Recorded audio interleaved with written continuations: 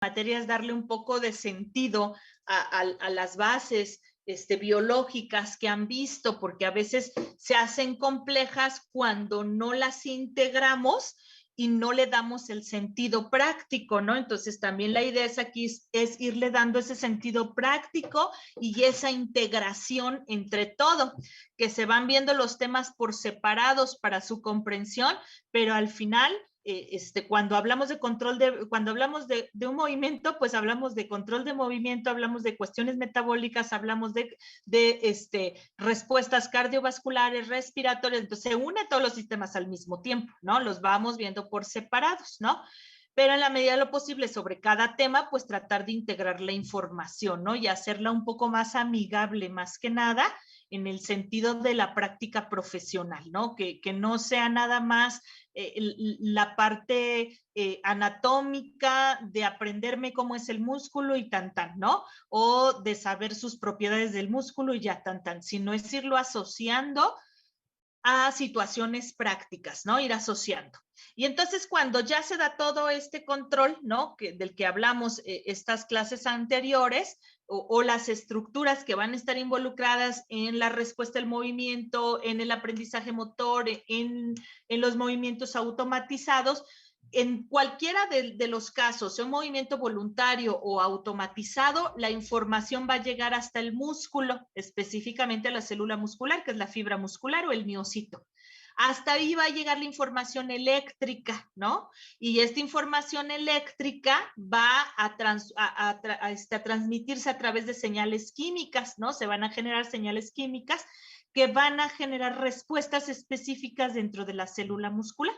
Entonces, para que llegue todo eso que ya se ejecutó en la corteza cerebral, el plan motor se ejecutó, pues, y va a través de las vías aferentes, va a llegar hasta la conexión neuromuscular. Y en esa conexión neuromuscular, si se acuerdan, hay unidades motoras, que son neuronas que inervan a las fibras musculares, ¿no? Al músculo esquelético, son células nerviosas, son neuronas motoras específicas para los músculos esqueléticos o para el movimiento, ¿no? Estas motoneuronas. Y entonces, pues estas motoneuronas, ¿sí? Déjeme, pongo aquí mi colorcito. Estas motoneuronas, pues van a tener la función de llevar la información que viene a través de las vías eferentes por la médula espinal, ¿no? Hasta el músculo, hasta las fibras musculares, ¿no? Hasta esas fibras musculares. Y entonces una motoneurona, como vemos aquí en la imagen, una azul y una de color verde, ¿no? Motoneurona alfa, motoneurona beta. Entonces vemos aquí dos. Una sola motoneurona puede llegar a inervar muchas fibras musculares, como observamos aquí, ¿no? Sus terminaciones nerviosas le permiten inervar a un conjunto de fibras musculares. Entonces, una misma motoneurona inerva varias fibras musculares. Pero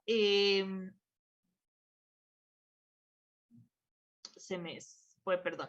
Pero estas unidades motoras, ¿no?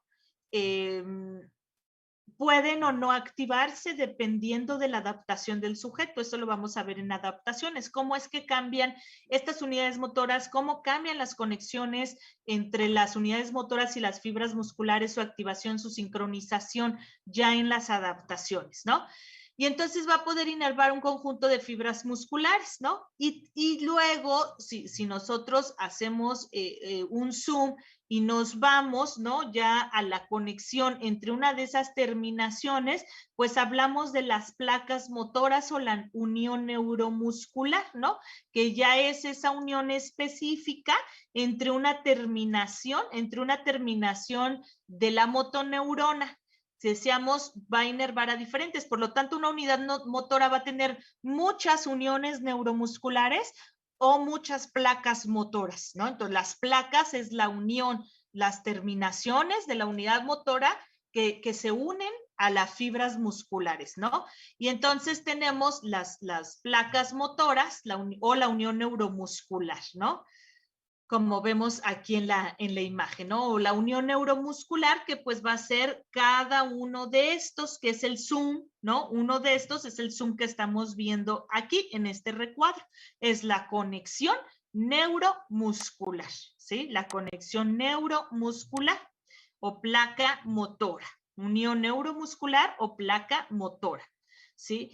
Y en la unión de estas terminaciones nerviosas con la fibra muscular, pues, ¿qué es lo que va a generar con las fibras musculares? Va a generar reacciones químicas, ¿no? Comunicación entre las células, conocida como sinapsis, ¿no? Que es la comunicación de envío de señales eléctricas y químicas, ¿no? Hasta generar una serie de reacciones a nivel de la célula muscular que permitirán su contracción muscular, ¿sí? Y bueno, entonces ya recordando los tipos de unidades motoras, pues vamos a conocer qué tipos de unidades motoras existen, ¿no? Ya que vimos sus características, perdón, ahora veamos los tipos, ¿no? Y vamos a tener dos tipos que son los básicos, que son las unidades motoras tónicas, las unidades motoras tónicas, ¿no? Vamos a tener las tónicas y las fásicas, ¿sí? Vamos a tener estas dos. Y las unidades motoras tónicas, que son motoneuronas de bajo umbral, de velocidad lenta y frecuencia baja, ¿sí? Por lo tanto, inervan fibras ST, van a estar inervando a las fibras ST. Este tipo de unidades motoras se llaman tónicas o motoneuronas tónicas o unidades motoras tónicas, como le quieran llamar. Estas motoneuronas tónicas, al ser de bajo umbral, por lo tanto, pues el impulso, el potencial de acción viaja más lento, ¿no? Va a viajar más lento. La frecuencia es baja y la conducción es lenta. Sí, José.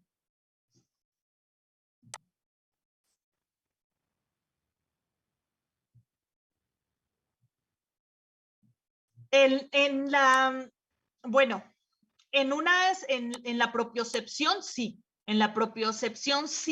pero en la propiocepción hay otras fibras especializadas. Bueno, en los usos, bueno, no voy a confundir en esa parte. En la propiocepción sí, que son los reflejos propios que van a enviar señales a través del músculo hacia la corteza cerebral para retroalimentar.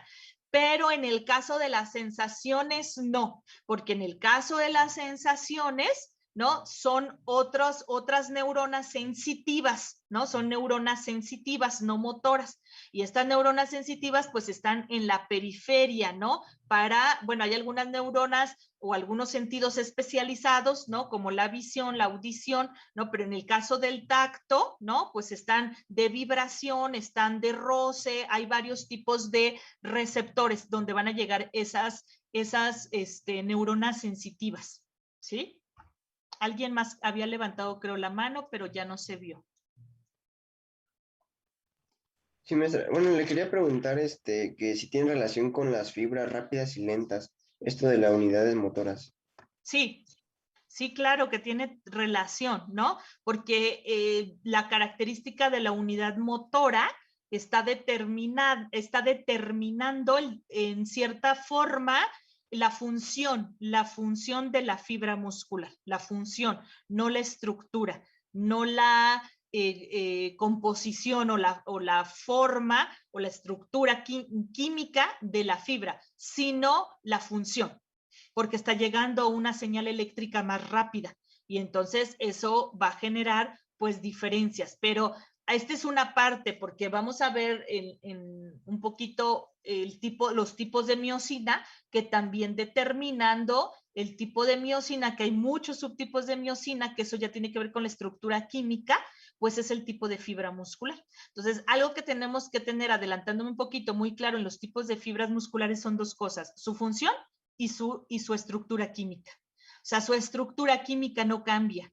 las fibras no se convierten, se adapta su función metabólica, se adapta su función metabólica principalmente, ¿no?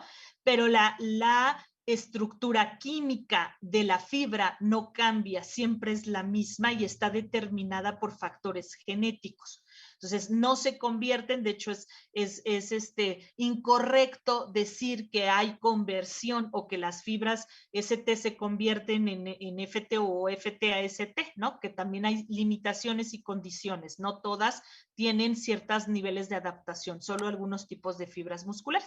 Pero esta es una primera parte, ¿no? El tipo de unidad motora que inerva la fibra muscular. El tipo de unidad motora que inerva la fibra muscular, igual que en las fibras musculares, tiene ya cierta condición estructural. En la siguiente imagen vamos a ver estas motoneuronas, pero en físico, ¿no? Cómo se ve una motoneurona tónica, cómo se ve una motoneurona fásica. Esa es su estructura, ¿no? Pero esta estructura lo que le va a dar son estas características funcionales. Y estas características funcionales al final van a impactar en el tipo de fibra muscular, ¿no? En la función de la fibra muscular. Los otros son las unidades motoras fásicas, que su característica es lo contrario a las tónicas, ¿no? Son motoneuronas que tienen un umbral elevado, una velocidad de conducción alta y una frecuencia elevada también, ¿no? Una alta frecuencia. Por lo tanto, van a inervar a fibras rápidas, ¿no? O a fibras FT, a fibras rápidas. ¿No? Las ST, acuérdense, son lentas, son rojas, son slow, son ST, son tipo 1, tienen un mundo de términos que les han dado, ¿no? FT, rápidas, blancas, glucolíticas, las ST también se conocen como oxidativas, y entonces en las fibras, las unidades motoras fásicas inervan a las rápidas y las tónicas a las lentas. ¿Sí? Ese es lo primero que tenemos que comprender y la característica funcional que tienen estas dos.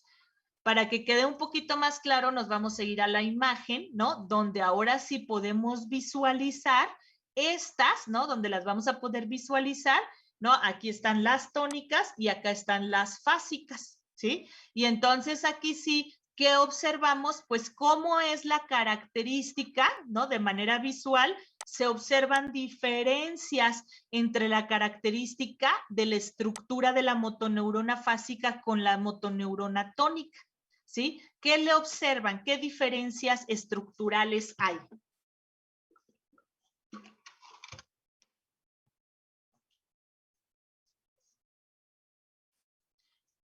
Ya vieron ustedes la estructura de una neurona, ¿no? Ya saben cómo se llama cada una de sus partecitas. Entonces, ahora díganme, ¿qué diferencia ven entre esas partecitas de la motoneurona tónica y de la fásica? ¿Qué cambia?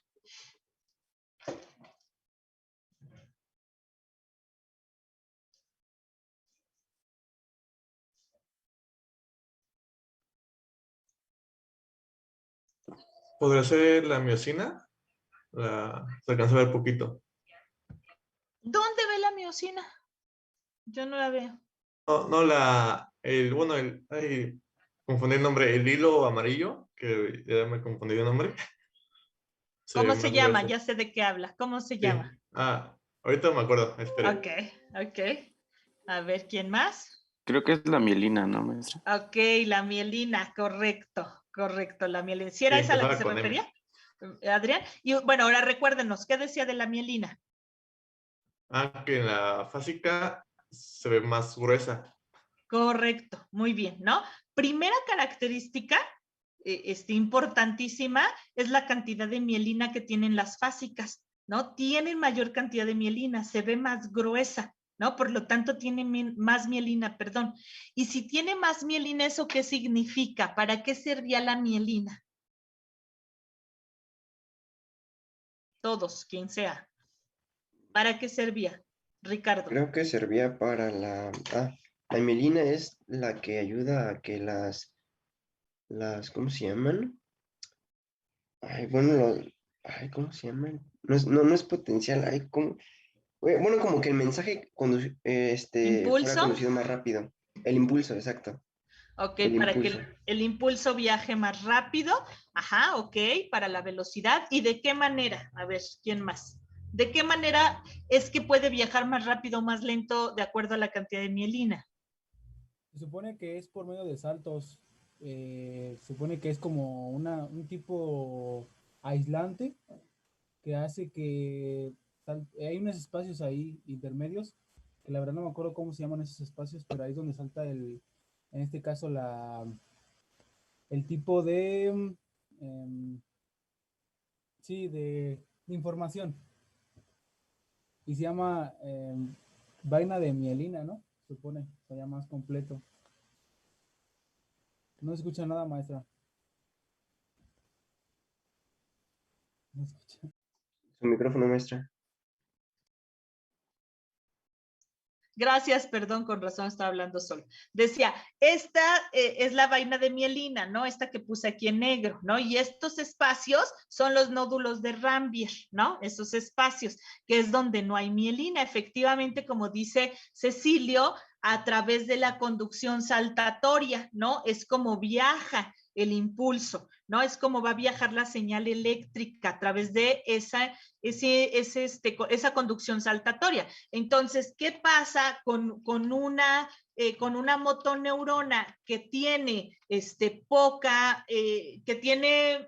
o que tiene más mielina? Pues va a permitir una conducción saltatoria o más rápida o más lenta, ¿no? Por ejemplo, si aquí tuviésemos menos cantidad de mielina, separamos más, pues esto va a hacer que el impulso tarde más en viajar, ¿no? Porque va a tardar más tiempo en despolarizar todo este espacio para poder saltar al otro espacio, al otro nódulo, ¿no? Como decía Cecilio, es una especie de aislante, la mielina, ¿no? Que va a permitir, ¿no? Lo que va a permitir ese aislante, pues es que la conducción sea más rápido. Entonces, entre más mielina exista, pues mayor aislante y por lo tanto la señal va a viajar más rápido, ¿no? Por eso hay mayor velocidad, la frecuencia es mayor, ¿no? Entonces es una característica importante. Y aquí en este caso, en las fibras rápidas que requieren impulsos rápidos para hacer contracciones rápidas, pues necesitan señales eléctricas o necesitan ser estimuladas estas fibras por señales eléctricas a altas frecuencias, ¿no? A frecuencias elevadas.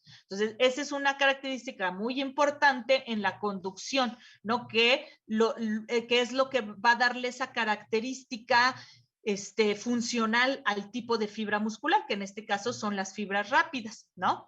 ¿Qué otra cosa observamos? En este caso las dendritas son como que más cortas y no son tan ramificables, se puede decir. Que las tónicas que las fásicas. Ok. En las tónicas dice que son más cortas. Sí, correcto. Las tónicas son más cortas, ¿no? Las largas son más grandes, ¿sí? Ok, ¿para qué sirven las dendritas? ¿Se acuerdan?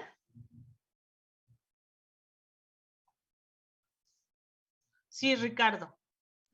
No me acuerdo bien, pero tengo como una idea. Bueno, tengo dos. Según yo, es la conexión entre las motoneuronas y es la recepción del mensaje. Es por donde creo que se va a recibir el mensaje. Exacto, la recepción del mensaje permite la conexión entre otras neuronas, ¿no? Puede ser, usted mencionó motoneuronas, pero podrán ser otras neuronas que vienen de las vías eferentes, ¿no? De las vías piramidales, extrapiramidales, que se conecten a ellas hacia la motoneurona, ¿no? Pero es efectivamente por donde va a entrar la señal. Entonces, ahí vemos otra característica. También observamos en el axón, ¿no? Si ustedes se fijan, es más largo el de las lentas contra el de las rápidas. Eso también da pie a que la velocidad del impulso sea más rápido, ¿no? La velocidad del impulso en las rápidas, en las fásicas, en las motoneuronas fásicas sea más rápido, ¿no? La llegada del impulso, ¿no? Eso permite una velocidad mayor, a diferencia de las lentas. Y bueno, tenemos otras características como su soma, las fásicas tienen un soma o un cuerpo somático un poco más grande, ¿no? A diferencia de las tónicas. El núcleo también vemos que en las tónicas es más grande que en las fásicas. ¿Cuál es la función del soma y cuál es la función del núcleo en las neuronas?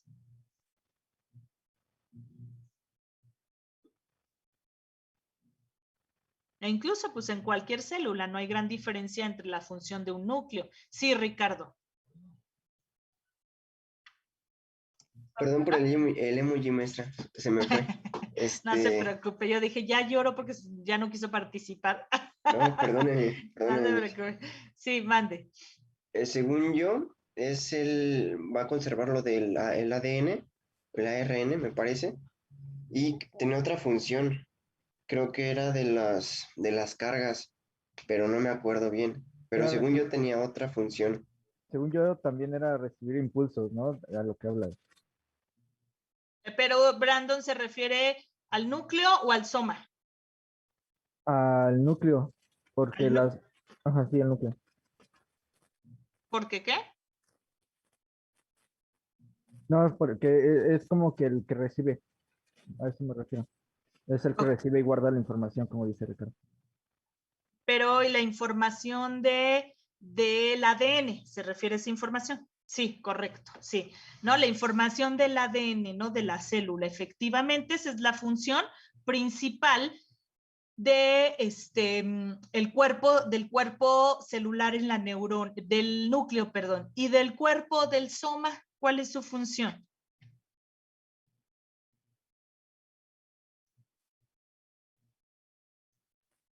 Según yo, es contener al núcleo y conecta a las dendritas.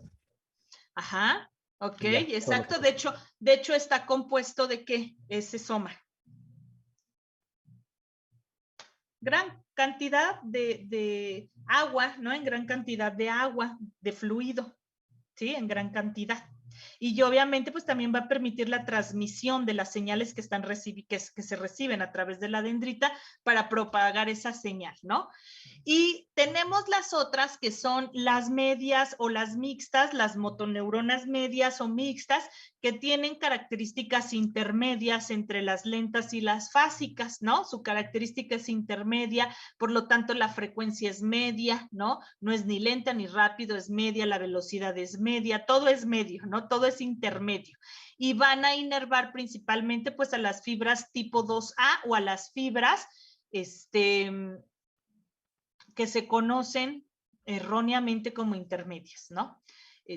Luego ya vemos por qué erróneamente, pero bueno, son las tipo 2A, ¿no? Que son tipos de fibras rápidas también, ¿no? Entonces, son las que van a inervar a este tipo de fibras. Ahora, lo que yo les preguntaría, ¿creen que se pueda que una fibra, que una motoneurona, perdón, fásica, pueda inervar a una fibra lenta?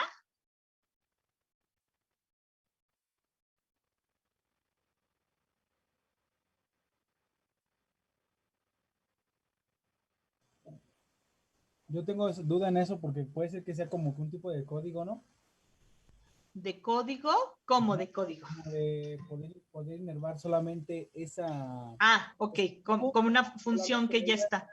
ajá, algo que ya está como que muy estricto, que no se puede, que no se puede, que no puede hacer las dos funciones.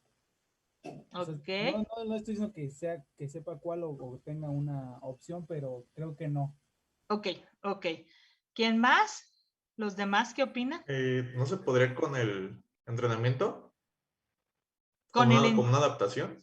como una adaptación.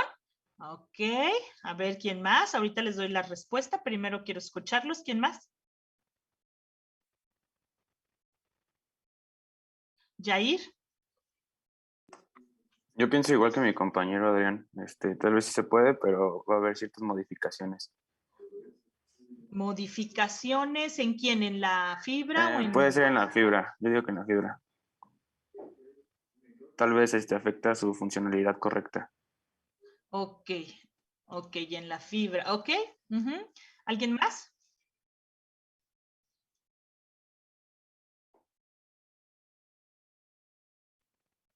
¿No? ¿Alguien más? ¿No? Pues bueno, efectivamente sí es algo que puede ser, ¿no? Sí es viable y se conoce como inervación cruzada. Se conoce como inervación cruzada, ¿no? Donde una unidad motora puede inervar a cualquier tipo de fibra muscular independientemente de su característica estructural. Y esto se da de acuerdo al estímulo recibido. Entonces, efectivamente, si a través del entrenamiento, del estímulo que se pueda dar, puede darse una inervación cruzada. Pero algo que debe de quedar claro es que ni las fibras ni las motoneuronas cambian en estructura química. O sea, no se convierten a ser de otra forma químicamente. Eso sí ya tiene que ver con lo que decía hace rato el compañero. Ya tienen un código, por así decirlo, en su estructura química. No va a cambiar su estructura. Pero lo que sí puede cambiar es que al estar llegando un impulso pues más rápido hacia una fibra lenta, va a hacer que cambie la función de la fibra, no la estructura química, sino su función. Por eso también no es correcto decir que las fibras se convierten, no hay conversión de fibras, las fibras no se convierten, se adaptan, cambia su función. Y esto tiene que ver con factores metabólicos, sobre todo a nivel de enzimas. Va a cambiar su función o se va a adaptar su función metabólica más bien, pero no se convierte su estructura química de la proteína, no cambia el tipo de proteína, sigue siendo lenta, ¿no? Sigue siendo rápida, solamente que su función va a cambiar, va a ser diferente, pero su estructura química no. Igual en las motoneuronas, independientemente a la fibra que llegue a inervar, la estructura, ¿no?, química de la neurona no cambia. O sea, el tamaño del axón, lo grueso, la cantidad de mielina, el tamaño del soma, del núcleo, eso no va a cambiar, ¿no?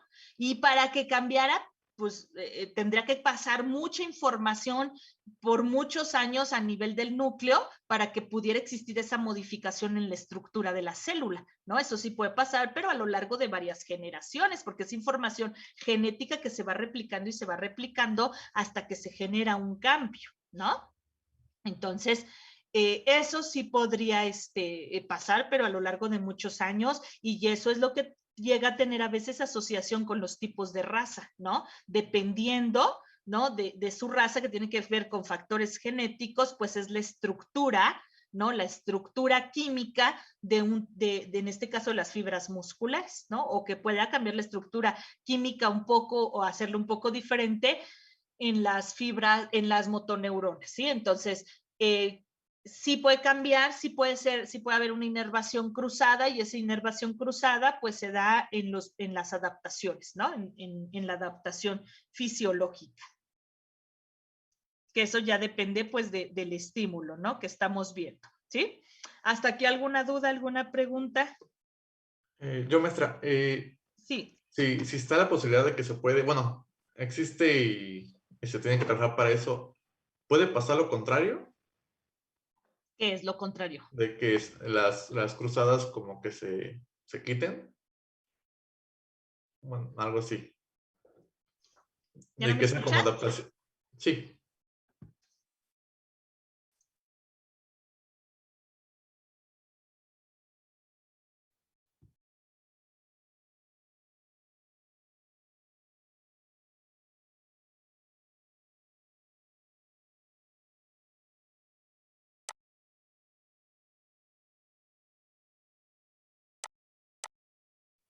Sí, se nos fue.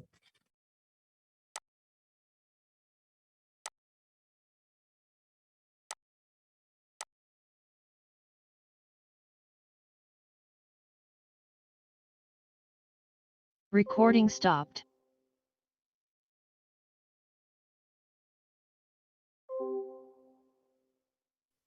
Bueno, ¿quién tiene hambre?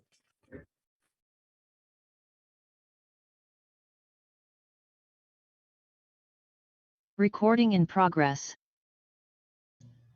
Creo que me fui por un momento, ¿verdad? Creo que fue mi internet. Perdón. Me quedé en que si podía ser lo contrario. ¿A qué se refería con lo contrario? A que si se deja de hacer cierto estímulo o como si el estímulo constante pueda como que regresar a como estaba antes. Ya le entendí. O sea, que ya no esté la inervación cruzada, que no se dé esa inervación cruzada. Sí, claro, se puede perder esas conexiones. Esas conexiones neuromusculares se pierden. Como no se están activando, ¿no? Como no se están estimulando, se pierden. Y no nada más las cruzadas, las normales se pierden también, ¿no? Se pierden cuando no existe estímulo. Entonces, de hecho, es otra de las adaptaciones que vamos a ver, que aumenta el número de unidades motoras en una persona que está recibiendo un estímulo constante, ¿no? En el músculo esquelético, y va a hacer que se hagan más conexiones neuromusculares, ¿no? Por lo tanto, más unidades motoras. Entonces, sí, viceversa. Si no hay estímulo, estas conexiones se pierden. Sí, correcto. Y también como lo que cambia es la función, no la estructura, lo que decíamos de la fibra, y esa función va en determinación de los procesos metabólicos, muy en específico, lo que va a cambiar son las enzimas. Entonces, si deja de haber ese estímulo, las enzimas que se estaban produciendo a mayor cantidad comienzan a disminuir, y entonces la función vuelve a verse afectada o a verse mermada. Sí, José.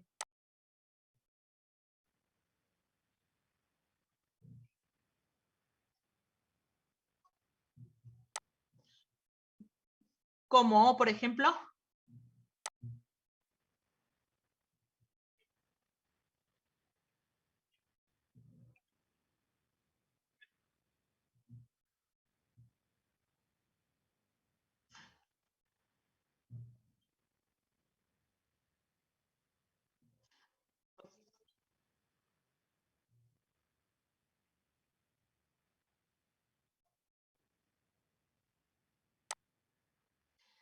Ok, pero usted se refiere a que no se recibe información del exterior o no llega la información que se integra en la corteza cerebral hasta el músculo. ¿A eso se refiere? ¿Que no llega el estímulo?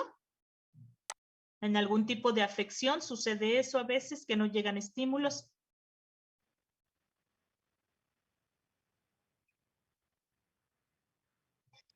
Sí, exacto.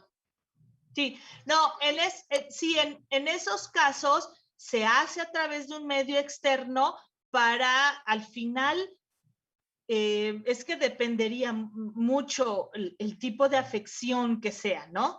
Habrá algunos casos donde la integridad del sistema nervioso no está dañado, y a lo mejor puede ser una situación más química que pueda tener mejorías, ¿no? Que con este tipo de terapias.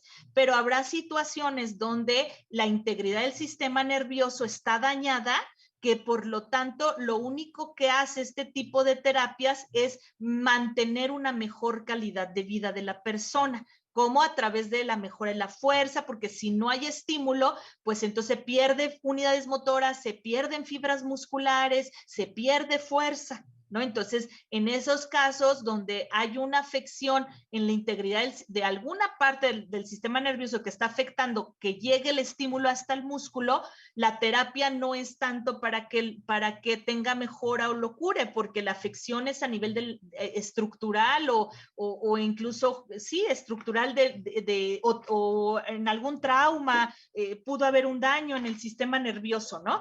En la estructura del sistema nervioso en su integridad, pero sí, definitivamente lo que va a ayudar es a tener una mejor calidad de vida en estas personas, ¿no? A mantener la fuerza, evitar la pérdida de la fuerza muscular, ¿sí? No sé si con eso más o menos contesto, ¿sí? Ok. ¿Alguna otra duda o pregunta?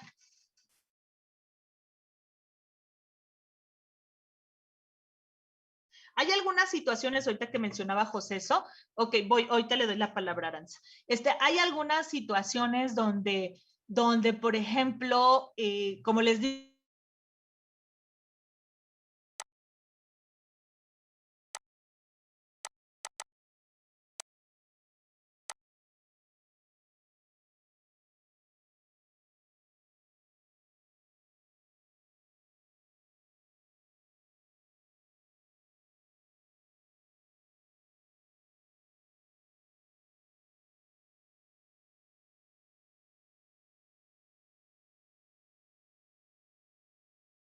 Recording in progress.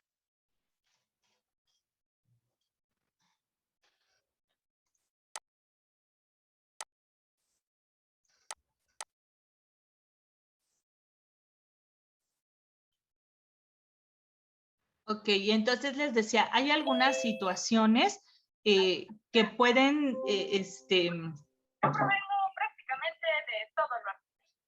ok, hay algunas situaciones que pueden estar afectadas o alteradas por reacciones químicas más que problemas de integridad o de la estructura o de la degeneración incluso, ¿no? Porque, por ejemplo, no sé, en el caso del Parkinson, ¿no? En el caso del Parkinson hay una degeneración de las neuronas dopaminérgicas, de las neuronas que segregan y secretan dopamina.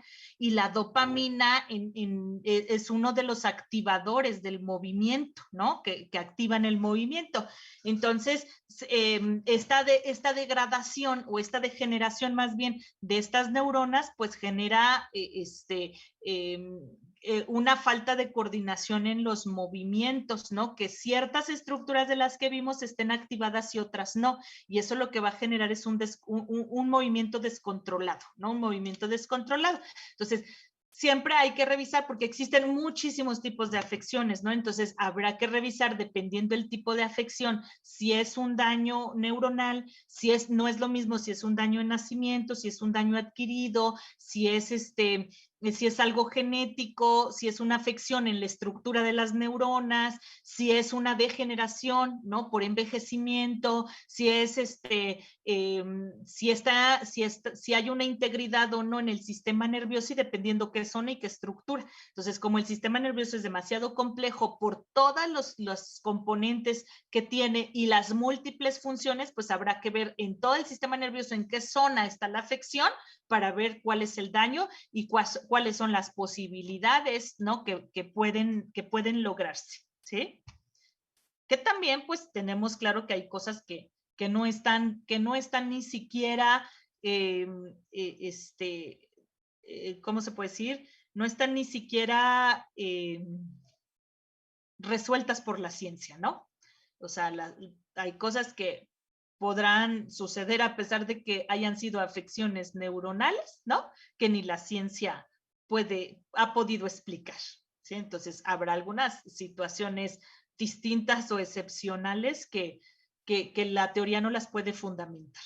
Y ahora sí, Aranza, quería preguntar algo. Bueno, es que no sé si es muy obvia mi pregunta, pero tenía la duda de si estas tres de las que estamos hablando participan en una sola región muscular, en un solo músculo, o cada tipo está situada en una parte. No sé si me entiendes. Sí, claro que sí, le entiendo perfecto. Bueno, eso va a depender de la función del músculo, ¿no? Porque, bueno, su inquietud tal vez se hubiera respondido más adelante, pero la voy a responder de una vez, ¿no? En los músculos hay un porcentaje determinado de diferentes tipos. O sea, no podemos decir el músculo del bíceps braquial tiene solamente fibras rápidas y solamente está inervado por motoneuronas fásicas. No, no es así.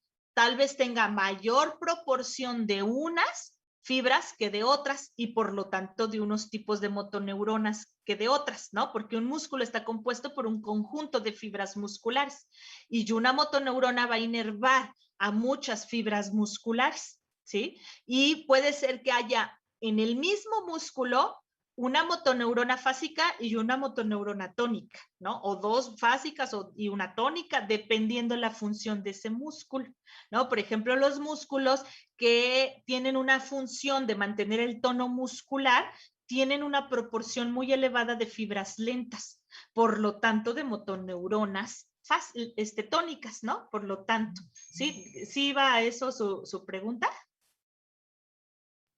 Sí, maestra, es que sí tenía la duda de si estaban las tres o solo participa una y así. No, y igual en los movimientos, aunque sea una acción rápida, habrá ciertas fibras musculares o ciertos grupos musculares que tienen que mantener la postura, que hacen contracciones ligeras, aunque la acción motriz sea, no sé, un salto, una acción rápida, hay ciertos músculos que tienen la función de mantener la postura, ¿no? Que van a estar activados y que las motoneuronas tónicas también van a tener una interacción, ¿no? Tal vez sobre otros grupos musculares más que sobre el grupo muscular que está haciendo la función de la contracción rápida, ¿no? Pero al final sí debe de haber, sí va a haber, o sea, no podemos aislar ahora estas, ¿no? O estas nada más en este músculo y ahorita se prenden, nos activan nada más unas, no. Aquí la diferencia o lo que va a dar la diferencia, que lo vamos a ver en las adaptaciones, es la sincronización de la activación. Esa es la diferencia entre una persona adaptada y una no adaptada. Cómo se activan estas unidades motoras de forma sincrónica, ¿no? De tal manera que den el resultado esperado. Esa sincronía de activación es lo que genera una adaptación, ¿no? Que se sincronicen en el momento adecuado y que las fibras se contraigan a la intensidad adecuada. Y que todo esto tiene que ver desde el control del movimiento, que ya habíamos dicho, el cerebelo, ganglios basales, ¿no? Pero también a la reacción metabólica que va a tener la fibra muscular, ¿no? Que va a tener, y ya las funciones metabólicas que va a tener la fibra muscular para poder responder, porque el estímulo puede llegar y el deseo puede llegar, pero si metabólicamente no hay energía, ¿no? Si metabólicamente no puede responder a lo que se está pidiendo, entonces es un conjunto de factores que hay que considerar en el gesto deportivo o en cualquier gesto motor, ¿sí? ¿Alguna otra duda, pregunta?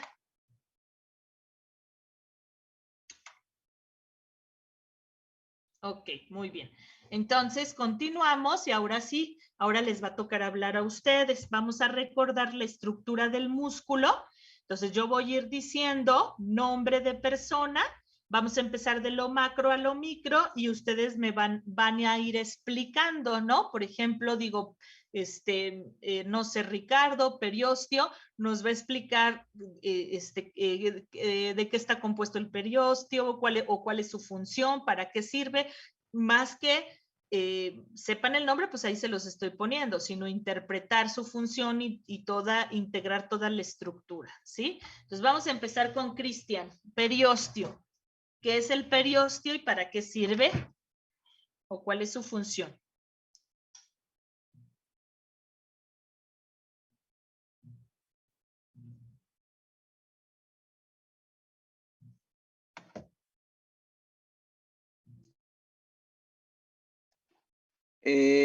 Tengo como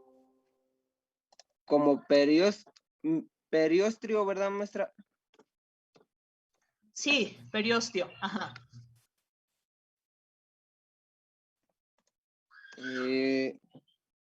Déjame lo busco en mis apuntes. Ok.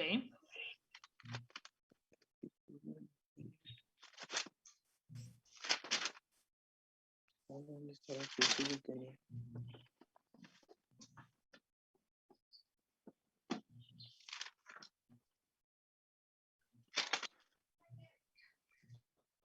Bueno, tengo que es como es la vaina fibrosa que cubre a los huesos.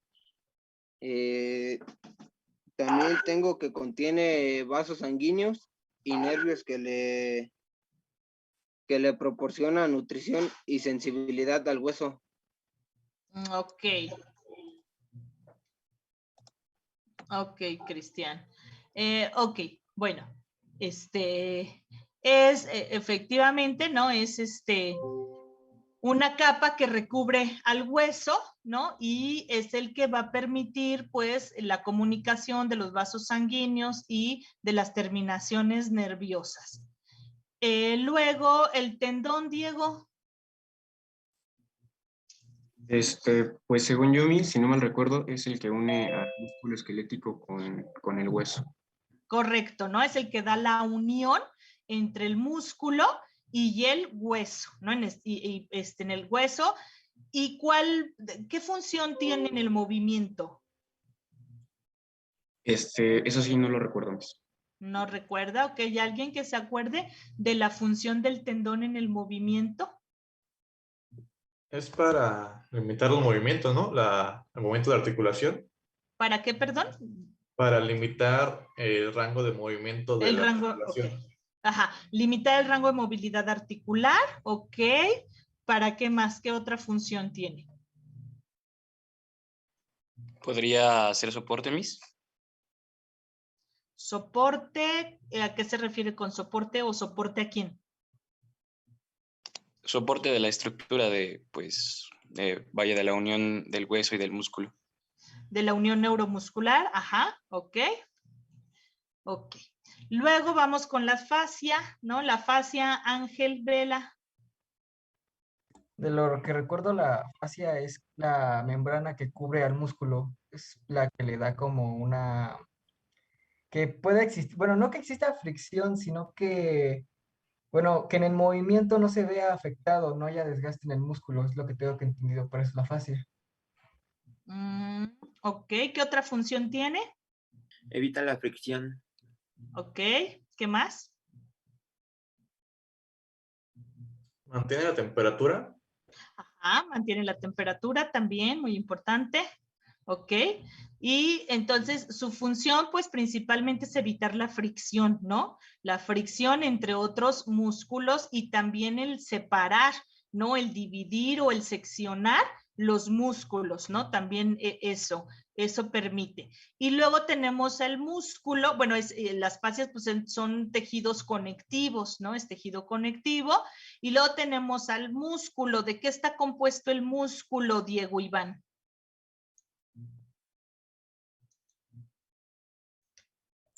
Y perdón, me había ido al baño. ¿Me repite la pregunta, por favor? ¿De qué está compuesto el músculo? El músculo, pues, de fibras musculares, pero no me acuerdo cómo se agrupan, es que se me olvidó el nombre. Ok, bueno, de fibras musculares. ¿Cuál es la función del músculo, Eric Briones?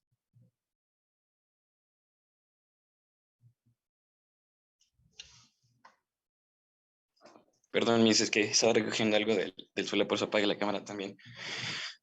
¿Función del músculo? Ajá. Y, pues es nos va a dar movimiento, nos va a dar soporte. Todo esto, pues, implícito en la contracción muscular. Ok, bueno, pues va a generar movimientos, ¿no? Esa es su principal función. La generación de la contracción muscular, la generación de movimientos a través de la contracción muscular. Ok. Luego vamos con Maffer, el epimicio. ¿Qué es el epimicio y cuál es su función?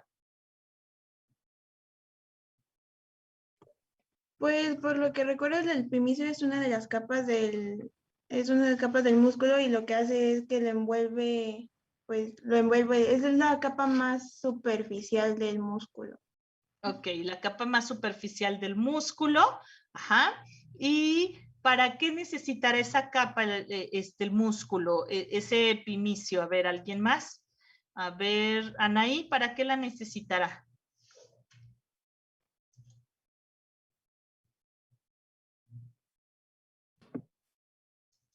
No sé. Ok. Estefanía. Ah, bueno, aquí hay dos participantes. A ver, primero Estefanía, si tiene la respuesta, si no le damos la palabra a los que alzaron la mano. Bueno, según yo proporciona más estructura y creo algo así, no recuerdo muy bien.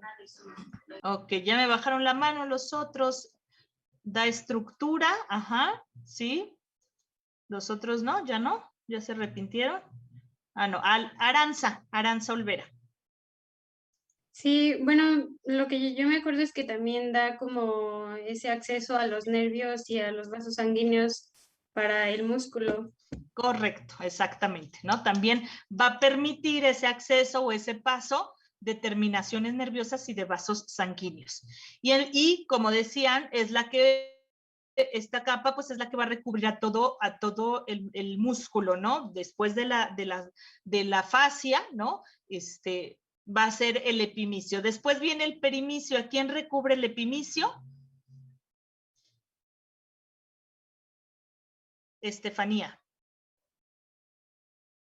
¿El qué? ¿El Epimicio. perimicio? No, perdón, perimicio, tiene razón, porque el epimicio era el que estábamos hablando. Perimicio. De ese sí no recuerdo, Miss. ¿No se Pero acuerda? ajá, no. ¿No? A ver, vamos a ver quién más no ha participado. Brian. ¿Me puede repetir la pregunta? El perimicio, ¿cuál es su función del perimicio? Es el que, la membrana que recubre las fibras musculares. No, precisamente. Sí recubre fibras, pero entonces, ¿cuál es la diferencia entre el endomicio? A ver, tenemos dos manos. Oliver Trujillo. Envuelve el fascículo, ¿no, Miss? Exactamente, envuelve al fascículo. ¿Y qué es un fascículo?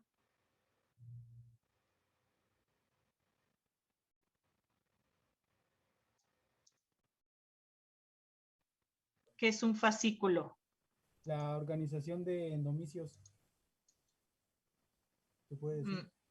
Bueno, a ver, aquí hay dos. A ver, vamos a ver. Anaí. Yo tengo que los fascículos son músculos que son conjunto de células que se encuentran rodeadas de una capa llamada perimicio en el interior del músculo. Conjunto de células, ¿no? Por lo tanto, es un conjunto de fibras. ¿Quién es la célula del músculo? Pues la fibra muscular, ¿no? Entonces, los fascículos son conjuntos de fibras musculares. Oliver, ¿quería decir algo? ¿No? Ya no. Ok. Es el conjunto de fibras musculares y entonces este perimicio recubre a los fascículos, que es un conjunto de fibras musculares. De hecho, déjenme, pongo el plumoncito. Ricardo, sí, adelante. Tengo una duda, maestra. El fascículo, ay, se me trabó. ¿Me escucha, maestra? Sí, sí se escucha. Bueno, es que ya se me trabó mi compu, maestra, pero... No, pero sí se escucha. Pero según yo, son se puede considerar como las haces, maestra. Esas. ¿Como las que, perdón? No entendí eso. Las haces. Los haces, sí, correcto. Ok. ¿Y Arandi? ¿Quién ya estaba aquí, Arandi? Y se me trabó mi computadora, voy a apagarla. Ok, está bien, sí, No, Ricardo. Ok, entonces aquí vemos estos que encerré aquí, que son los fascículos, ¿no? Todo este conjunto de fibras que contiene fibras adentro, aquí le hacen un zoom a un fascículo y dentro del fascículo ¿qué hay? Pues hay fibras musculares dentro de ese fascículo. ¿Quién recubre a cada uno de estos fascículos? El perimicio. Es el mismo tipo de tejido, el epimicio, el perimicio y el endomicio. Solamente que, o sea, su función es la misma, solamente que van haciendo, es como si tuviéramos, imagínense, una alfombra grande, y vamos poniendo, entonces, varios conjuntos de fibras y la enrollamos, ¿no? Bueno, vamos poniendo primero varias fibritas y las vamos enrollando, luego ese conjunto le damos otra vuelta y así hasta que hacemos todo. No es que se corte, es el mismo tejido que va envolviendo primero las fibras, ya que envolvió varias fibras, hace un conjunto completo de fibras, que es el perimicio, y luego va a envolver a varios perimicios para hacer el epimicio, ¿sí? Entonces, es el mismo tejido, tiene la misma función, lleva terminaciones nerviosas y lleva vasos sanguíneos, ¿no? A través de este tipo de tejido es el que va a permitir la llegada de vasos sanguíneos al músculo y de información nerviosa, ¿sí? Y entonces tenemos que decíamos, estos fascículos están cubiertos por el perimicio, ¿no? Y en un fascículo, decíamos, hay fibras, hay conjunto de fibras. ¿Quién va a recubrir a esas fibras? Ya lo dije hace rato, el endomicio, ¿no? El endomicio cubre ahora las fibras musculares, ¿no? Va a cubrir a la fibra muscular, a cada fibrita, ¿no? A cada fibra lo va a recubrir el endomicio, ¿no? A la fibra va a estar cubierta por el endomicio. Ajá.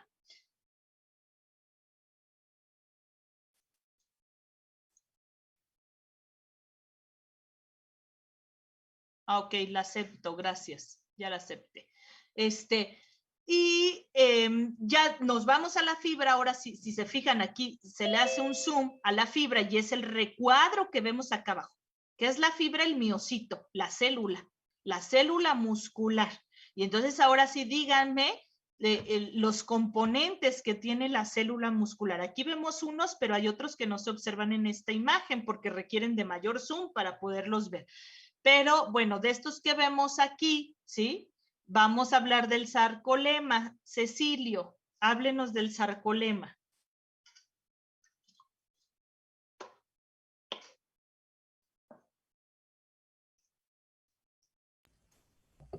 Maestra, no recuerdo esa parte de la fibra. Ahorita le digo otra mejor.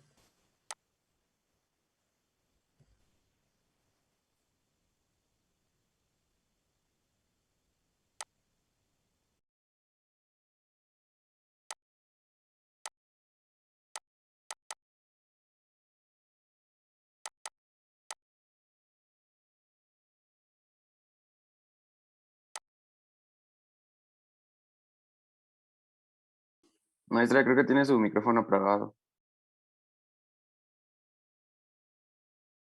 Con razón no me contesta. Le digo que tiene la mano levantada, que si quiere decir algo. Ah, sí.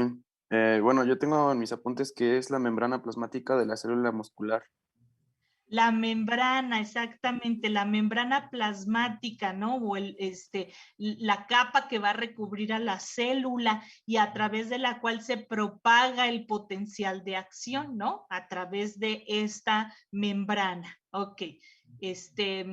José, ¿quería agregar algo? Y Anaí también. José, adelante.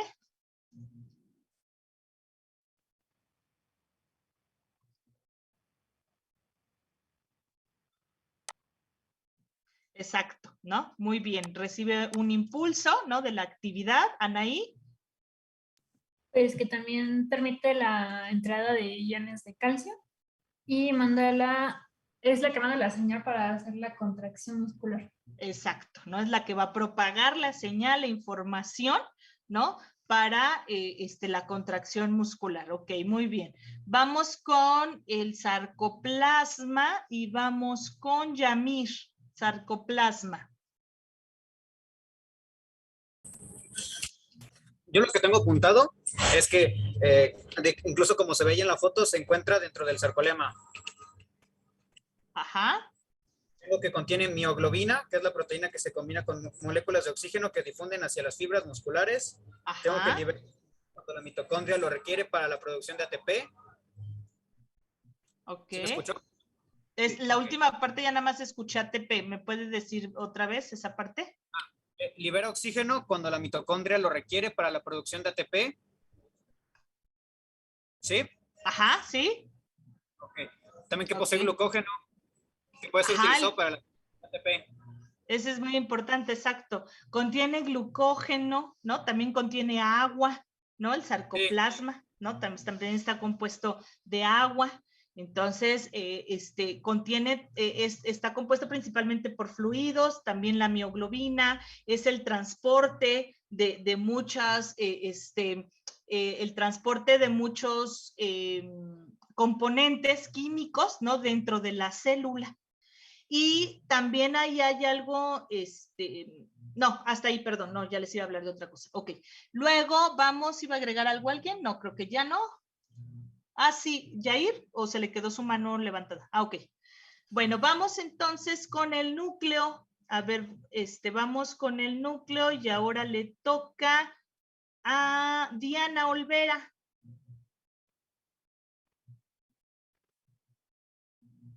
Adelante.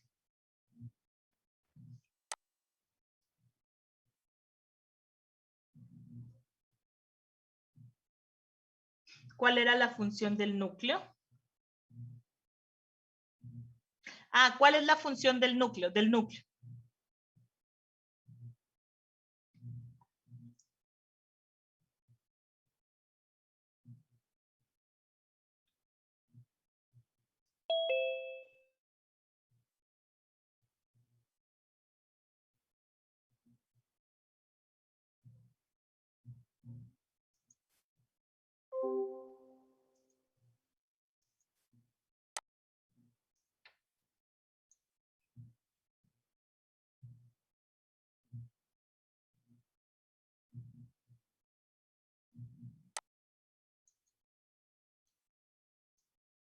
¿Sí, Diana?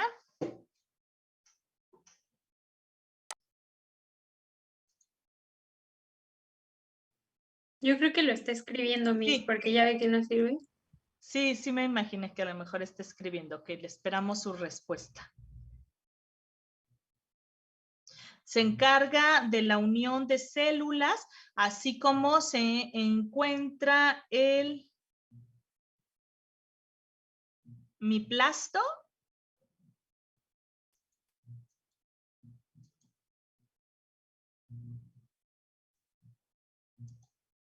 ¿A qué se refiere con eso?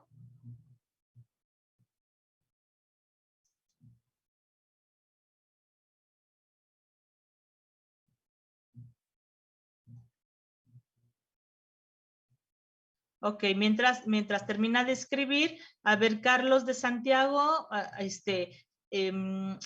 igual el núcleo, ¿qué nos puede decir del núcleo? Yo tengo que en el núcleo se encuentran los miocitos y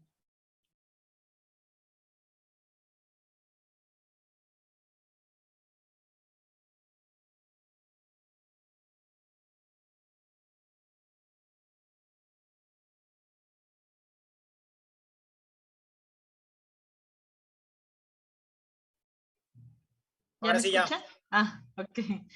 Qué raro, casi nunca falla mi internet, no sé hoy qué le esté pasando. A ver, dentro del núcleo se encuentran los miocitos. sí, maestra, miocitos que son encargados, bueno, en sus filamentos está la miocina y la actina, responsables de la contracción muscular. A ver, el miocito es la célula y dentro de la célula están los núcleos. Por eso le preguntaba si dentro del núcleo está el miocito. Creo que no. A ver, ¿quién más? Núcleo. Seguimos con el núcleo. Víctor Gijón.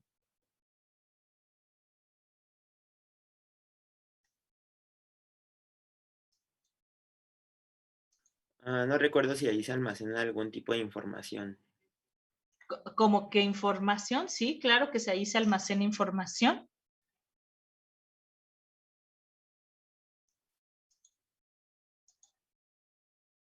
¿Quién más? Jorge Rivera. ¿Cuál es la función del núcleo? ¿Mandé? Yo me quedo igual que mis compañeros. Realmente lo único que había investigado anteriormente es que lo llamaban o estaba denominado mioblasto Ajá. y ya nada más. Ok. Cristian. Bueno, yo tengo que es un organulo unido a la membrana que contiene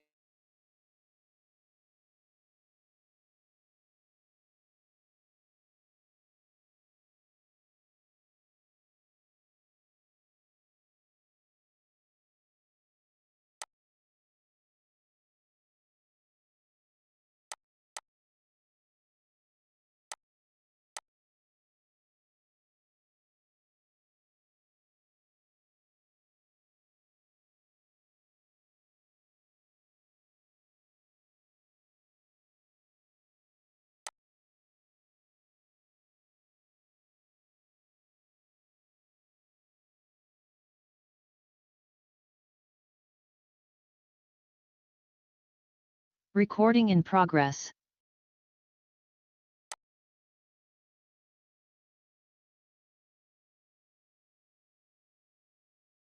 Recording stopped.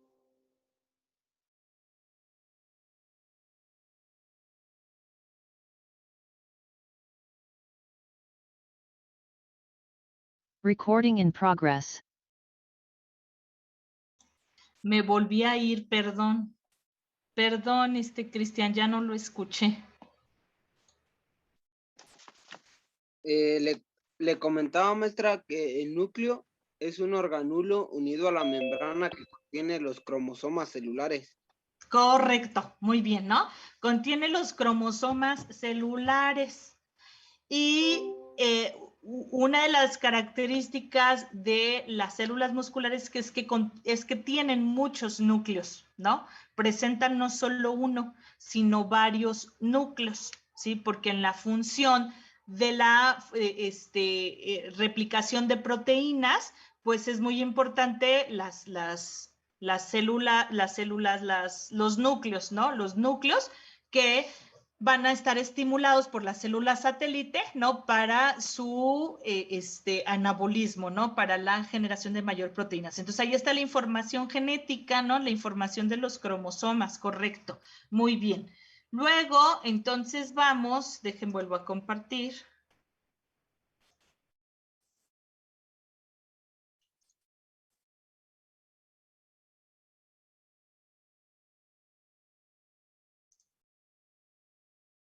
Ok, vamos todavía más micro, ¿no? Un poquito. Ahí volvemos a ver el sarcolema. Los túbulos T, ¿cuál es su función de los túbulos T?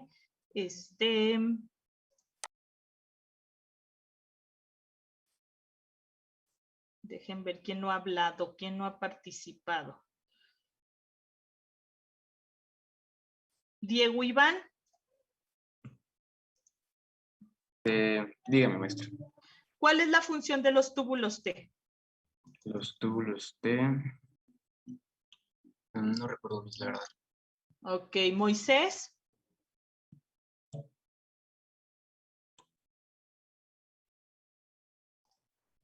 Bueno, ¿ya me escuchan? Sí. Bueno, yo aquí tengo que la fibra muscular posee un retículo sarcoplásmico y liso, especialmente desarrollado, y forma extensiones de tal modo que dos bolsas de retículo sarcoplásmico rodean cada túbulo T. Ok, ajá. Arandi. Llevan el potencial de acción de la membrana celular o del sarcolema a los sarcómeros. Exacto, muy bien. Llevan el potencial de acción, es por donde viaja el potencial de acción. Exacto, ¿no? Por donde se va a dispersar o a esparcir a través de todas las fibras musculares, a través de todas las células, ¿sí? Adelante.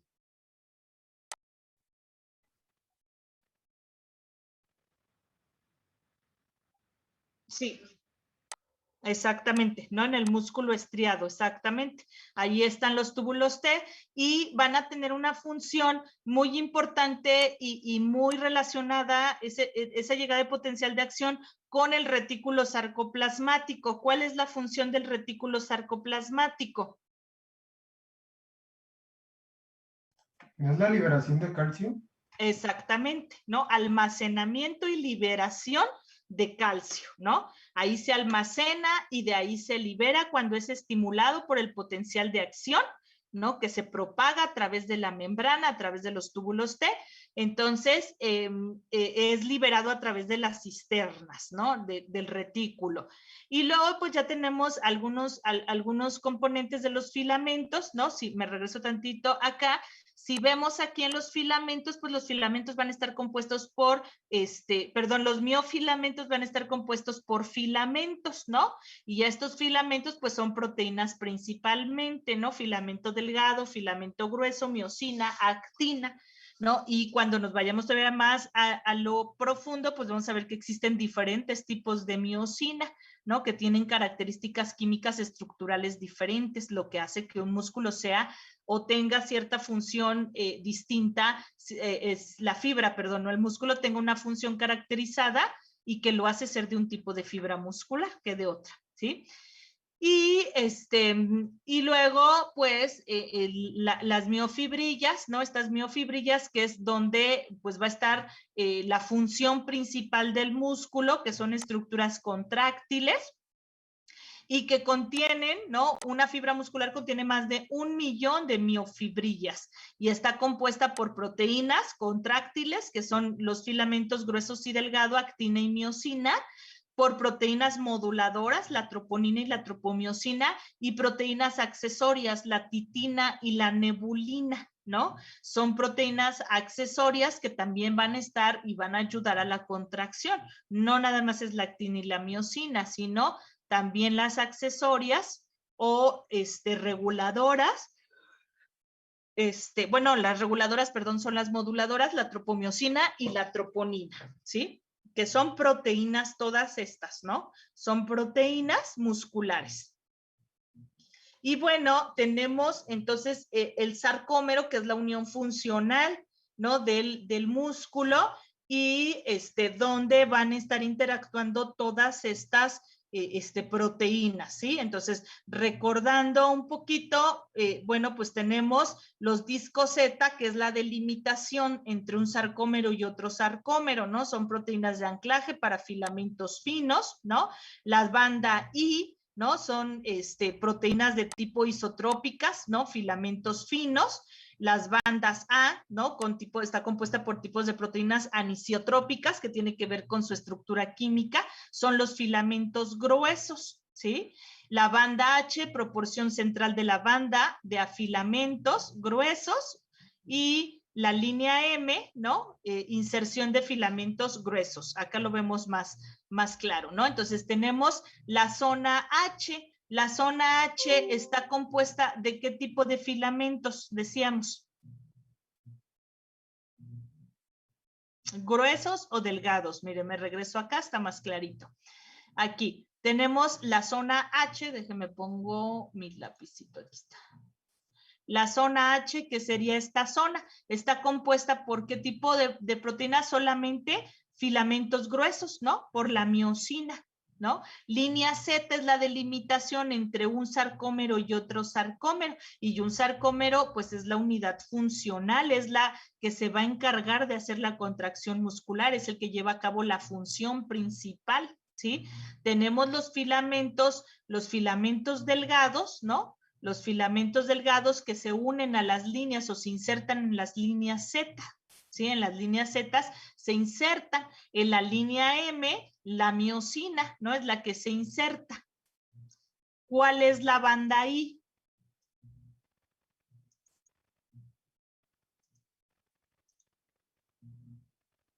Aquí la tiene, ¿no?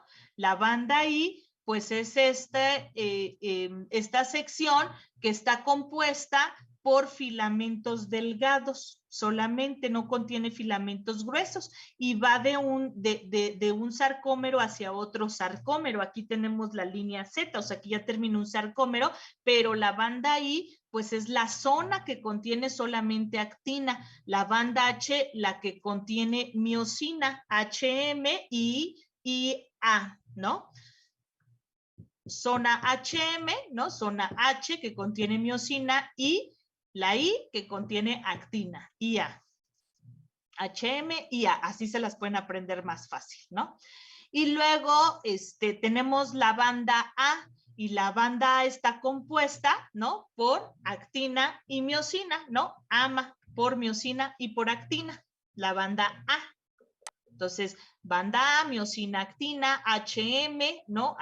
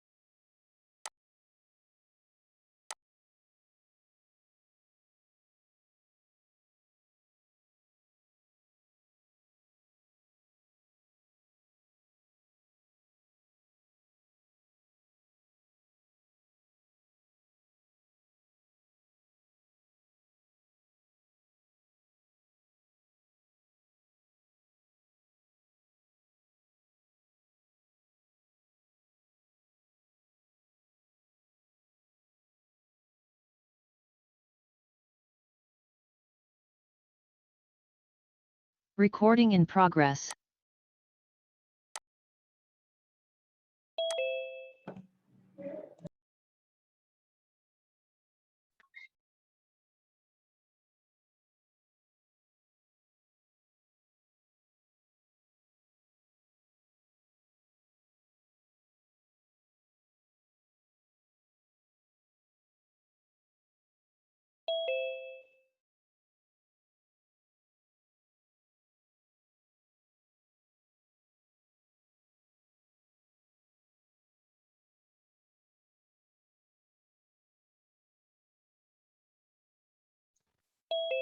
Ok.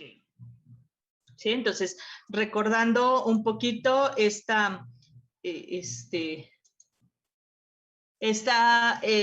estructura del sarcómero, cómo están ordenadas y organizadas las proteínas. Y vamos a tener otras dos proteínas aquí importantes, ¿no? ¿Dónde está la titina? La nebulina, de hecho, aquí está la titina, ¿no? Que es la extensión que viene de la miosina, ¿no? La titina, y que permite el regreso a la posición del sarcómero, ¿no? Espérenme que todavía hay acá. Del sarcómero, ¿no? Tenemos la tropomodulina, ¿no? Que se va a encontrar en los extremos de la actina, ¿no? En el extremo de la actina y la nebulina. Estas principalmente, estas tres proteínas, su función es dar estabilidad. En el caso de la nebulina es darle la estabilidad a la proteína, ¿no? O la estructura a la proteína es como la parte superficial para darle esa estructura, pero su función importante de estas es la capacidad de elasticidad, ¿no? Del sarcómero para elongarse y volver a su posición original, ¿no? Esa es su función principal de estas. De hecho, si vemos, pues la titina, su forma es como un tipo resortito, ¿no? Como un resorte, pues que va a permitir, ¿no? Que se regrese a su posición original. Sí, levantó la mano alguien. Yo, ¿no? maestra. Sí, adelante. Entonces, bueno, es que encontré que la titina es una proteína y que esto se extiende por los filamentos gruesos y se une con la línea Z, ¿está bien? Sí, exacto. Se une con la línea Z y se extiende hasta la miosina, ¿no? Se extiende hasta la miosina, hasta se conecta con la miosina, pues. ¿Sí? Ok. Y luego, recordamos ya el sarcómero. Bueno, este también es el sarcómero con otra imagen. Y vamos, creo que dejen nada más. Ok, con la contracción, ¿no? Vamos a recordar la contracción, ¿no? Los filamentos gruesos, filamentos finos, ¿no? Recordemos que en los filamentos finos, ¿no? Alrededor, pues, están unas especies de cadena que es la proteína, la tropomiosina, que su función, pues, es cubrir o tapar los sitios activos, ¿no? Los sitios activos de la actina.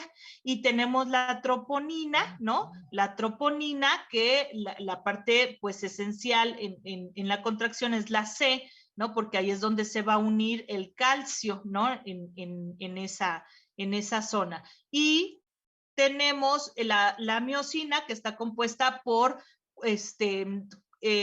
cadenas pesadas y cadenas ligeras, ¿no? Está compuesta por cadenas pesadas y cadenas ligeras, 2 cadenas pesadas y 4 cadenas ligeras, ¿no? De hecho, aquí vemos las cadenas ligeras que se encuentran en las cabecitas y las 2 cadenas pesadas, pues que son las que parece que se enrollan, ¿no? Son estas largas, las cadenas pesadas.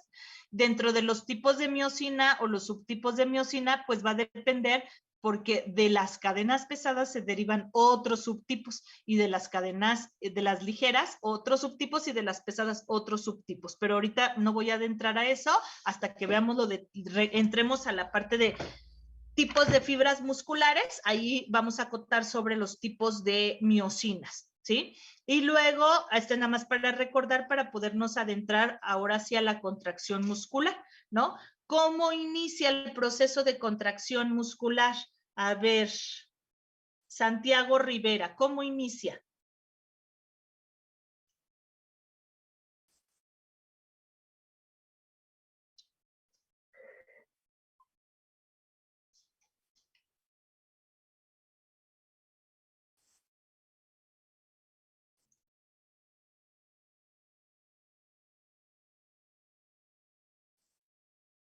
¿Sí me escuchó, Santiago? Se anda respondiendo por mensaje. Ah, ok. Ok. Cristian Olalde, adelante. Bueno, yo tengo que la contracción muscular es un proceso fisiológico, bioquímico, físico y mecánico. Pero dentro de la contracción muscular existe un ciclo que se lleva por 4 etapas. La primera etapa es la hidrólisis del ATP.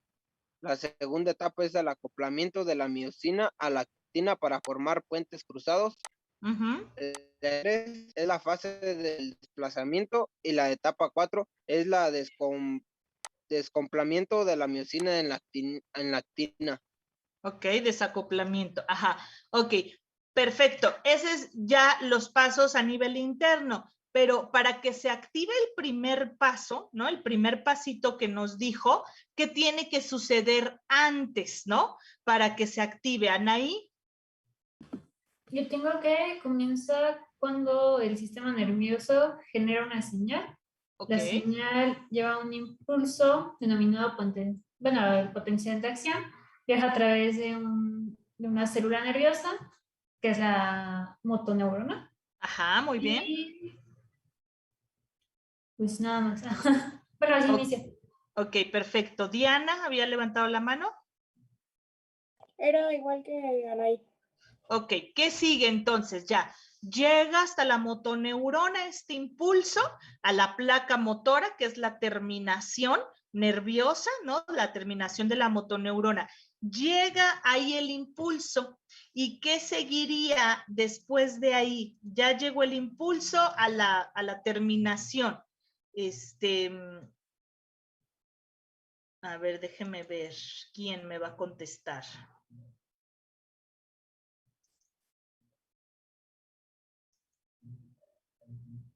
Arandi, ¿qué seguiría? La salida del calcio. ¿De dónde sale ese calcio? ¿O dónde está? Del retículo endoplasmático. ¿De dónde? ¿En dónde está usted? ¿En la terminación nerviosa o en la fibra muscular? Pues el potencial de acción llegó a los túbulos T y de ahí Ah, pero todavía no entramos a la célula. Estamos en la terminación nerviosa. Estamos aquí, déjale pongo aquí. Estamos aquí todavía. No hemos entrado a la fibra. Estamos que llegó el impulso aquí. ¿Qué va a pasar aquí? Todavía no vamos adentro de la fibra. ¿Qué pasa ahí?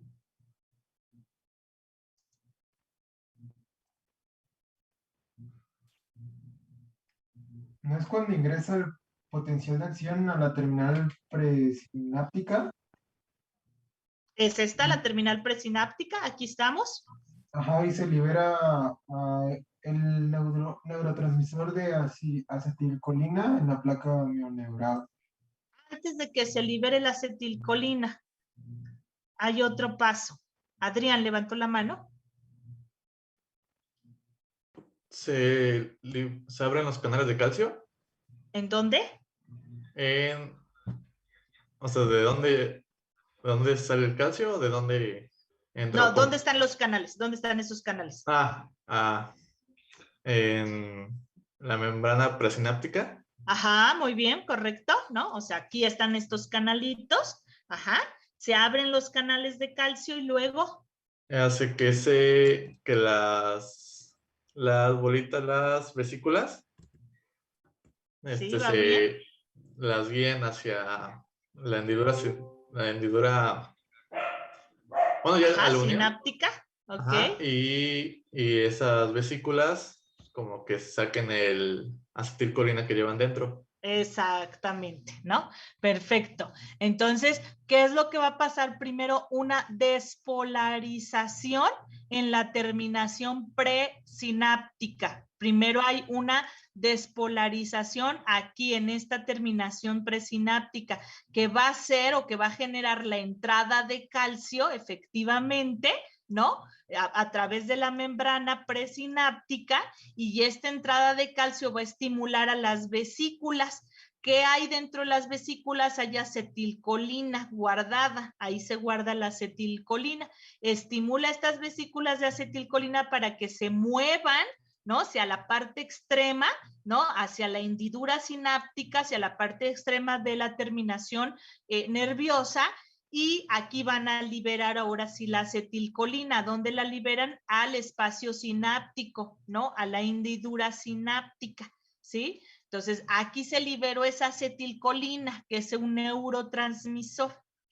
¿Y qué sigue? ¿Qué pasa con esa acetilcolina? ¿A dónde va? ¿Qué hace?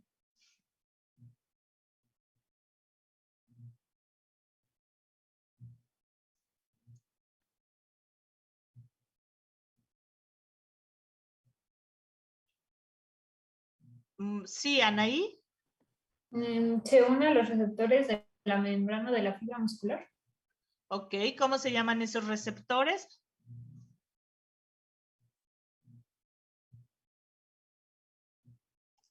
Receptores nicóticos, ¿no? Nicotínicos, ajá. Nicotínicos. Ajá. Nicotínicos, ¿no? Receptor nicotínica o nicotínicos, ¿no? Esos receptores de acetilcolina, ¿no? Se une la acetilcolina a esos receptores. ¿Y eso qué va a generar? Moisés tiene la mano levantada. Sodio y potasio. ¿En dónde? Ajá, ¿en dónde? En la membrana muscular. Exacto, ¿no? En la membrana muscular se va a generar una despolarización. ¿Qué es una despolarización? Un intercambio iónico, ¿sí? Entre el sodio y el potasio. ¿Qué pasa con ese intercambio? ¿Quién entra y quién sale?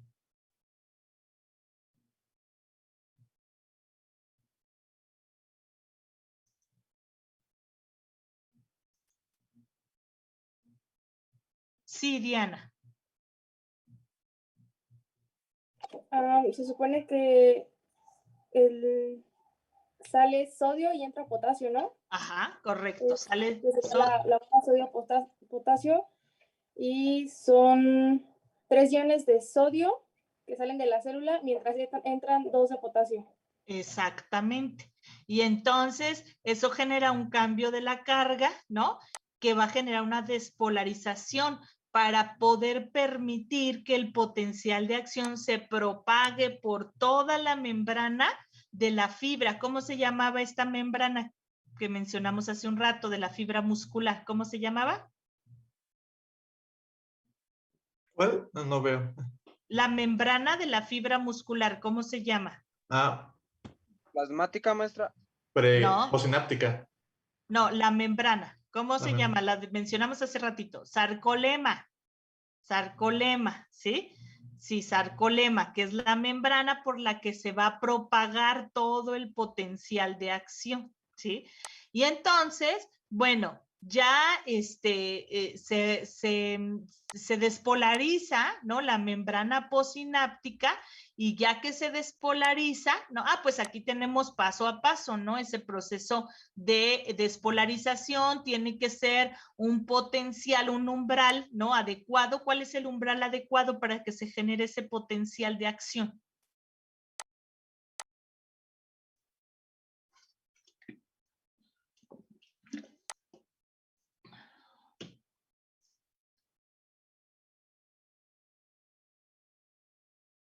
¿Es la de ley de todo o nada? Ajá, exacto. ¿De cuánto es el umbral? Aquí lo tienen. Menos 55. ¿sí? Ajá. Menos 55 milivol, ahí está el umbral, ¿no? Para que se pueda dar la despolarización. ¿Y qué es el proceso de despolarización? Bueno, aquí está la membrana, el potencial en membrana, de membrana en reposo, ¿no? Y entonces, ¿qué es lo que sucede? Si seguimos la línea roja, ¿no? Que sería aquí llega alcanza ese umbral para que se pueda generar esa despolarización, ¿no? Y entonces se abren los canales. ¿Y qué pasa entonces ahí en los canales?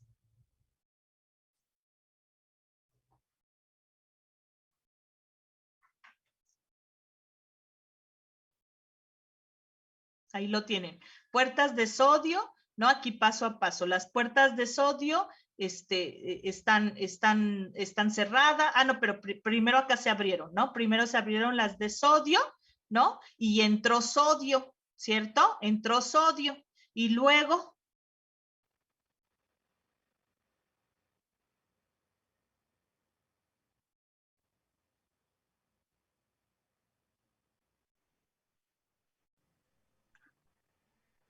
A ver, chequen sus apuntes.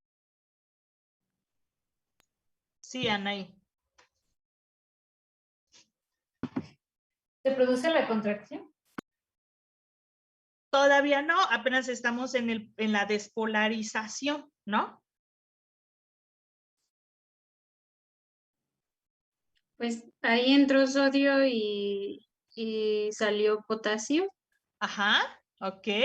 Y esto pues va a generar entonces esta despolarización, ¿no?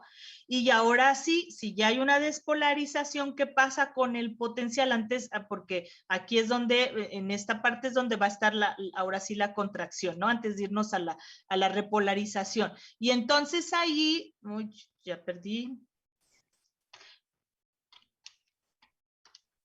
Espérenme porque ya no veo mi lapicito. Acá está. Y entonces, ahí, bueno, aquí muestra este intercambio. Bueno, pero este está a través de la terminación nerviosa, ¿no? Aquí lo que pasa es que se me hace que, espérenme, la imagen anterior no es sobre la membrana, sino sobre la propagación del potencial a través de las terminaciones nerviosas, ¿no? A través de las terminaciones nerviosas. Aquí está. Y entonces ahora sí, vámonos a la contracción. Ya entró, entonces ya se despolarizó toda la membrana, ¿no? Ya se despolarizó. Y ya ahora, ¿qué va a pasar? Se va a propagar. ¿Por dónde se va ese potencial de acción? Túbulos T. Por los túbulos T, ¿no? Por los túbulos T. Y entonces... Aquí está, de hecho, la membrana, cómo se va propagando todo el potencial a través de la membrana. Y aquí están los túbulos T, por donde va a ir entrando ese potencial, ¿no? A través de esos túbulos T que están a lo largo de todo lo que es el sarcolema, ¿no? Va a estar esos, pues, como entradas o por así decirlo, orificios, ¿no? Pero pues no es un orificio como tal, ¿no? Está esa propagación de los túbulos T y es por donde entonces va a entrar ese potencial. Se sigue despolarizando toda la membrana, vuelve a haber aquí otra entrada, vuelve a haber aquí, sobre todos los túbulos T, ¿no? Aquí volvemos a ver que entra. Y luego, ya que entra por los túbulos T, este potencial de acción, ¿esto qué va a generar?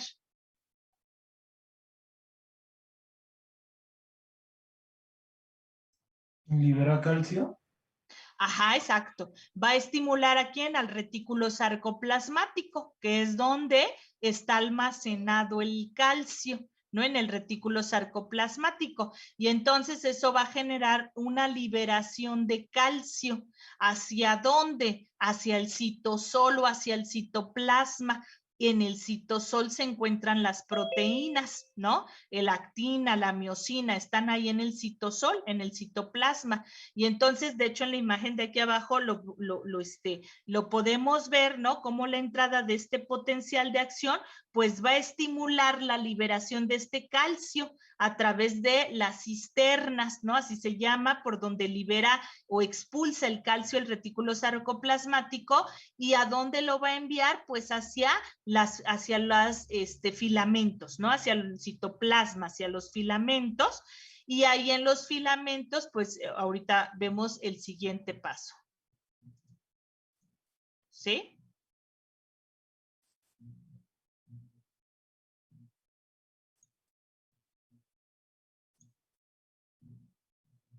Ahí está, ¿no? De hecho, ahí se ve el citosol, ¿no? Aquí está el citosol. Aquí podemos ver más claro estas cisternas por donde se libera el calcio, que son estas bolitas verdes que vemos, ¿no? Se libera el calcio y ese calcio pues va hacia el citosol y en el citosol pues están estas proteínas contráctiles reguladoras, ¿sí? Y entonces, ¿qué pasa después ahora con ese calcio? ¿A dónde se va? Ya está en el citosol, ¿qué hace ahí?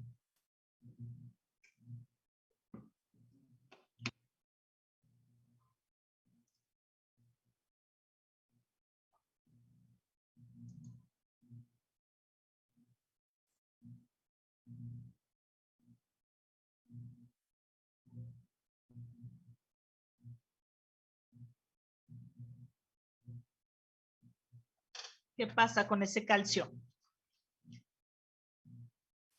¿Qué pasa con este calcio?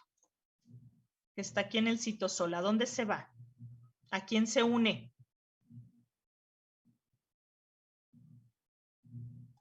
¿Con la troponina? Ajá, correcto, con la troponina, exactamente. Se va a unir aquí con la troponina, ¿no? ¿Para qué se une con la troponina? ¿O qué efecto, reacción genera la unión del calcio y la troponina?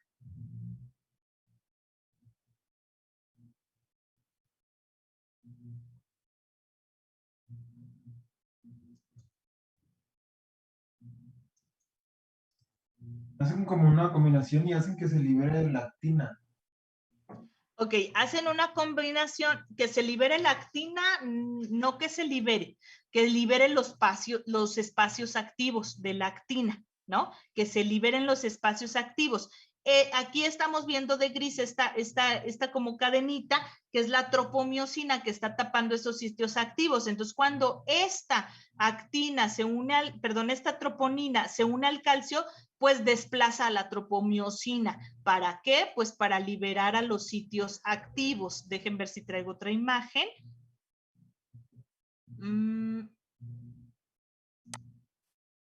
A ver. Lo voy a poner sin proyectar. Quiero ver si... no se puede. Lo que pasa es que era con movimiento, pero creo que no se ve el movimiento. Ahí ya se ve. ¿Ustedes ven el movimiento? Es como un GIF, las imágenes. ¿Sí? Perfecto. Entonces déjame, voy a la imagen anterior y a ver si creo que le tenía que pulsar para que se moviera. Ahí está. Entonces, se une, están viendo el movimiento, ¿sí? Se une el calcio con la troponina y eso hace que se desplace la tropomiosina, dejando esos sitios activos libres, que son esos amarillos. ¿Por qué? Porque existe una atracción entre la cabecita de la miosina y esos espacios activos. Entonces, a la hora que la tropomiosina se desplaza, ¿no? Va a generar como esa atracción porque los espacios están libres para que se una la actina, pero para ello, para que la actina, existe la atracción, pero para que se mueva requiere energía, requiere ATP. Ahí entra la parte bioquímica que vieron de la hidrólisis del ATP, ¿no? ¿Qué es la hidrólisis del ATP? Sería una formación de una base a partir de una sal por interacción con el agua. ¿Y qué sucede?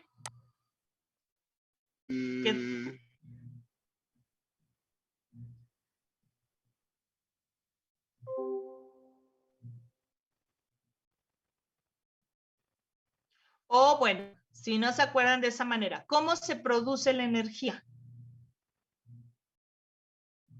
Pues a través del ATP, sí, pero el ATP, ¿cómo va a liberar esa energía que tiene guardada?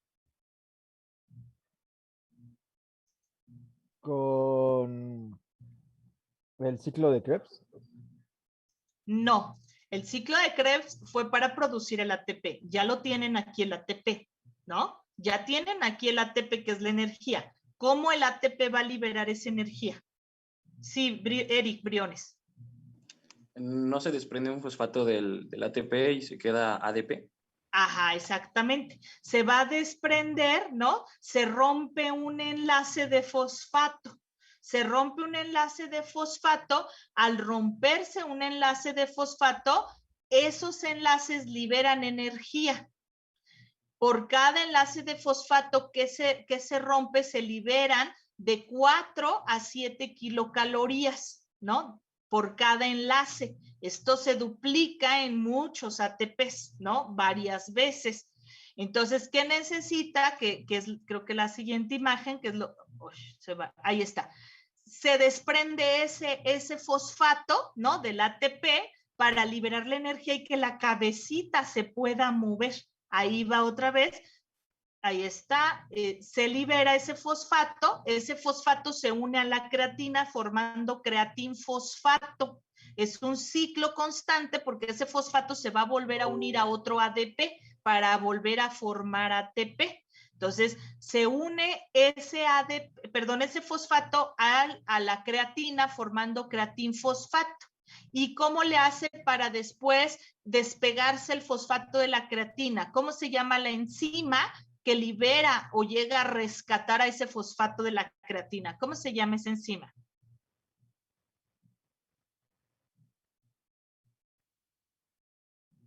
Es ese solecito que va a salir ahorita, esa es la enzima que parpadea. ¿Cómo se llama? Creatinfosfato o creatinfosfoquinasa, correcto, ahí le moví, perdón. Creatinfosfato o creatinfosfoquinasa, ¿no? Que rompe el enlace entre la creatina y el fosfato para que el fosfato se vuelva a ir a formar otra vez un ATP, se una a un adenosinfosfato, se una a un ADP y entonces forme, ¿no? Por eso les decía, todo lo que hasta ahorita las bases que han visto, al final toda esta parte se une, o sea, al mismo tiempo se van dando las interacciones fisiológicas y metabólicas, ¿no? Entonces, ahora es darle sentido a eso que vieron muy especializado de bioquímica, cómo entra en la contracción o en qué momento de la contracción entra, pues para que las cabecitas se muevan. Obviamente, dependiendo qué tanto se están moviendo, pues van a estar utilizando más ADP, por eso llega un momento donde este sistema de fosfocreatina ya no va a ser eficiente para estar resintetizando ATP y entonces va a tener que echar a andar otros sistemas, ¿no? Para que le estén ayudando a producir ese ATP. Ahora sí entra, ¿no? El glucólisis aeróbica, la glucólisis anaeróbica primero, glucólisis aeróbica, ciclo de Krebs, entonces ya entran otros sistemas que van a estar proviendo ese ATP. Aquí en la imagen vemos la resíntesis a través del sistema de creatinfosfato, ¿no? Pero va a llegar un momento donde no es suficiente. ¿Sí? ¿Hasta aquí alguna duda, alguna pregunta? Se nos terminó el tiempo, no había visto el reloj, perdón. Ok, entonces vamos a dejarle hasta aquí. Y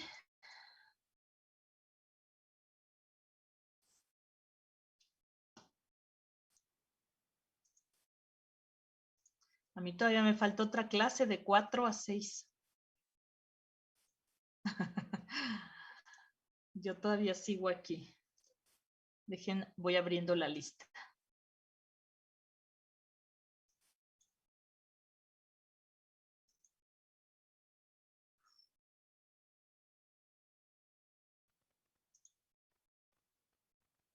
Y todavía mañana doy clases también.